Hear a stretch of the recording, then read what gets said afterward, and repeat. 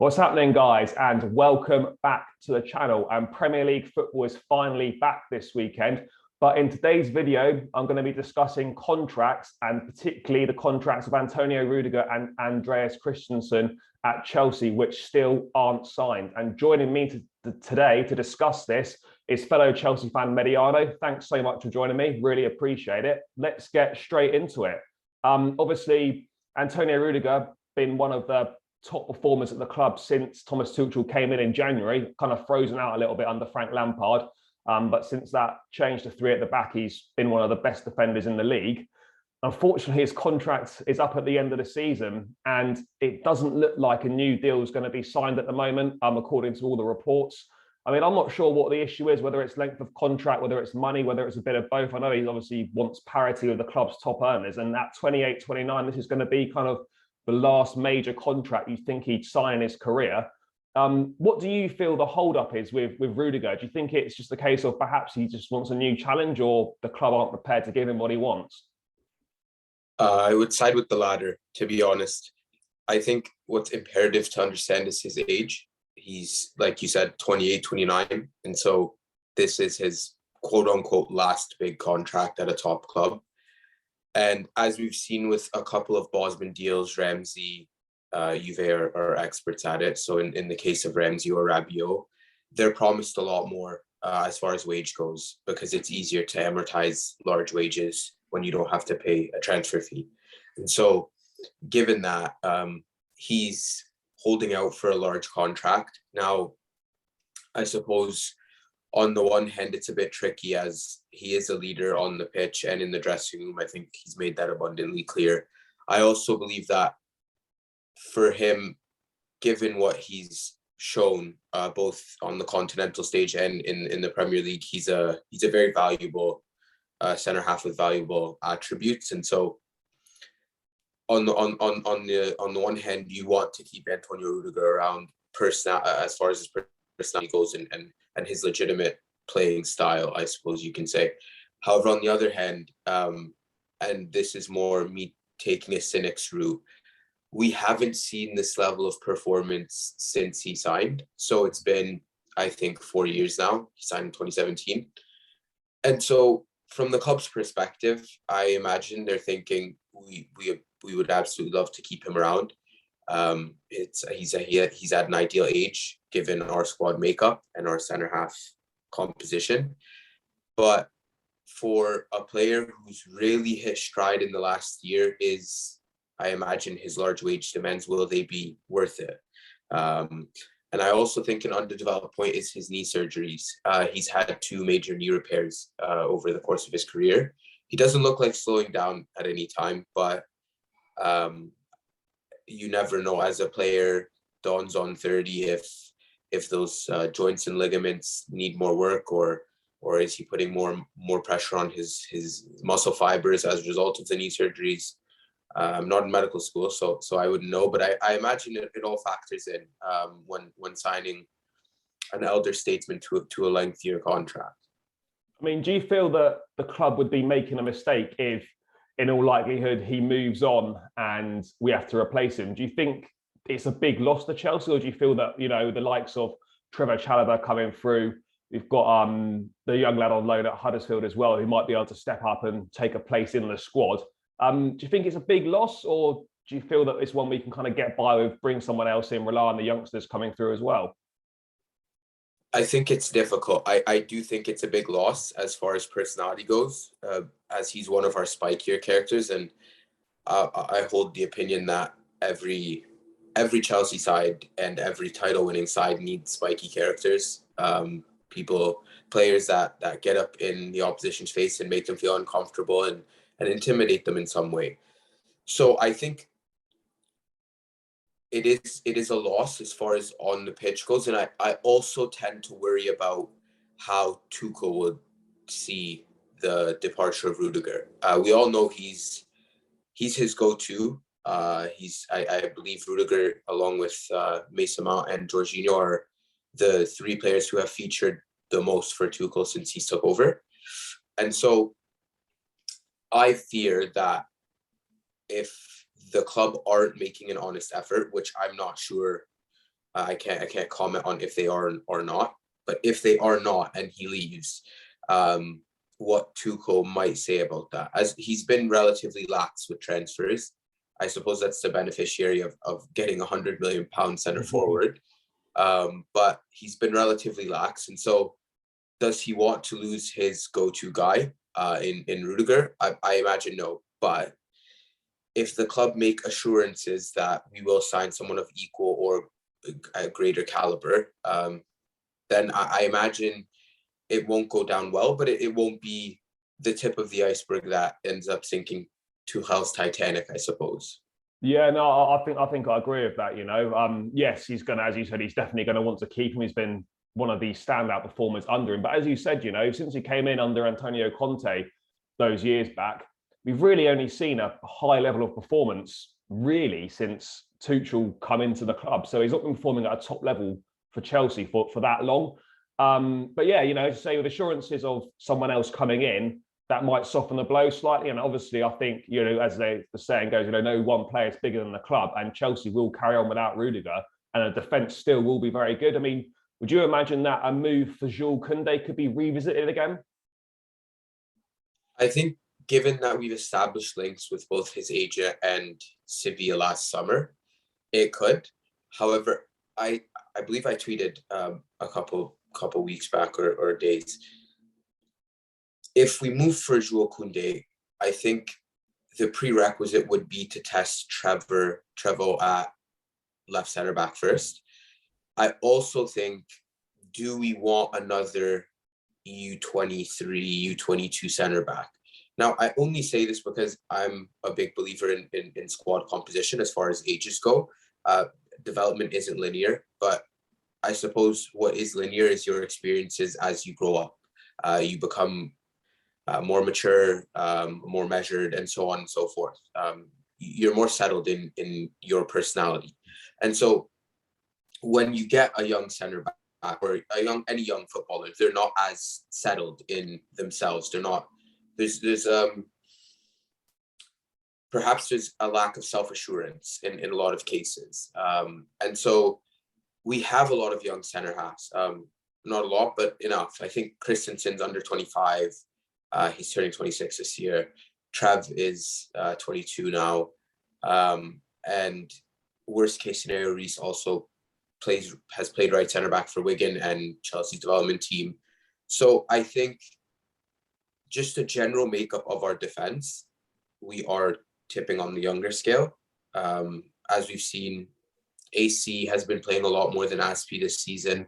And so there's a slow burn of phasing in a younger core of players. But I'm not sure I would endorse the Koundé deal as much as, say, like a Marquinhos, for example, who fits the age profile, as I like to say, almost seamlessly.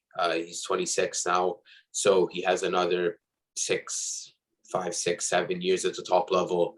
And so we can amortize his value over a long period of time without losing any of the on pitch caliber performances that he has. So I think Koundé would be and will remain a target. I would be surprised if we dropped interest as such, but I would prefer to look for someone more in the age range of AC. That way we're balancing it. Rudiger's 28 turning 29, AC's 25 turning 26, Trev 22 to 23. So maybe somewhere around the 24 to 26 range would be ideal, albeit the market is volatile and fluctuates heavily. And so I think it all depends. Do we get a good deal on Koundé, or do we get a better deal on another young center back? I'm not sure. Yeah, I think there's some great points you make there. Like we've seen so many times with experienced defenders at Chelsea, how they can raise the game of others they play alongside. So, when John Terry played alongside Cahill's game went up levels because he had JT alongside him. I think it's the same. I think Christensen's game is massively improved by playing with the likes of Thiago, Silva and Rudiger. So it's great to have these young players coming through. But as you say, the makeup of the squad is really important, that we, splatter in some experience into that back line to learn from, because otherwise we've got a young squad at the back that could almost be learning on the job, which can potentially cause issues. But another one, obviously, you mentioned Andreas Christensen. This deal has been reported for months that it's all but done and just needs to be signed. But there does seem to be a bit of a hold up at the moment. I mean, there's no kind of doubt that this deal is not going to be signed, is there? I don't believe so. I think both from the club's perspective and the players' perspective, both parties want the deal done. I don't imagine Christensen to be shopping himself around.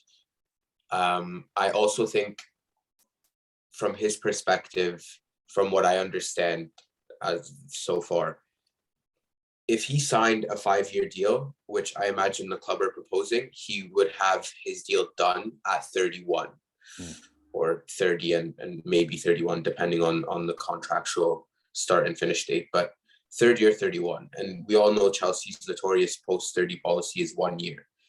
Now, I think from what I understand is Christensen and his team are wagering for a 3-year deal. That way, when he signs it, he'll finish at 28 or 29. And so he will be in the same boat as Rudiger, who has a strong hand as they're in their quote unquote prime years. And he's not above 30, so he can wager for a longer deal. Now, from a player's perspective, it's a good scheme. It makes sense. You're securing your future 2 folds over. However, I do think the contract will get sorted. I think if the 3-year deal isn't good enough for Chelsea, they'll propose 4, and we're meeting in the middle here. And I also think keeping Christensen around is infinitely more valuable than signing a new center half, because like you said earlier in the pod, there's a dearth of top class center halves in the age bracket of 25 to 28. It's a very niche category, and I think that's the ideal age to play a position, 25 to 30, I'd say. And so I do think the contract will get resolved prior to the end of his contract date this summer. Yeah, no, 100%. I'm of the opinion as well that I think that securing Christensen's future is actually much more important than keeping Rudiger. If it comes down to keeping one of them, for me, you're keeping Christensen all day, because he's got that profile, he's got, those further years ahead of him, and, he's going to improve a lot more as a footballer. Whereas with Rudiger, I'm not sure how many more levels to his game there are. I think this is pretty much the best of his ability at the moment, which is great. But I think Christensen has still got, a bit of a level to reach there. But yeah, I agree. I think that deal will be sorted, and I think he's got every right to kind of have that position to perhaps sign 3 years and be able to kind of decide on what he wants to do, rather than being locked down for 5 years. Because you can see, like with Harry Kane, when you sign big contracts and things perhaps don't go right, you want to move on. It's hard to get out of them. But yeah, just last couple to wrap up then, a couple more that aren't signed yet, but should be pretty straightforward. Thiago Silva has been a revelation since he's come in, played very, very well, great around the dressing room, so much experience for the younger guys to learn from. Out of contract as well, 37 years of age. If he signs a new 1-year extension, it'll take him up to obviously 38. Do you feel he's worth keeping around the place, even though he's not going to play every week? Absolutely. I can't stress enough, if we lose Rudiger, we can't lose Silva as well. Both were fundamental pieces in our Champions League run, in our current title challenge thus far this season. I think there's a je ne sais quoi about the experienced defenders leading, and it's not only talking on the pitch. It's also when the game state is against you and the crowd is volatile, the away crowd is volatile. It's almost an invaluable asset that experiences is.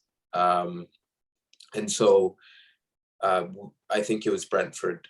We fielded a back line of Trev, Sar, and was it AC? It might have been AC. Whoever it was, they were all U25. And we saw when the game state turned against us, we got pinned in and pinned in and pinned in.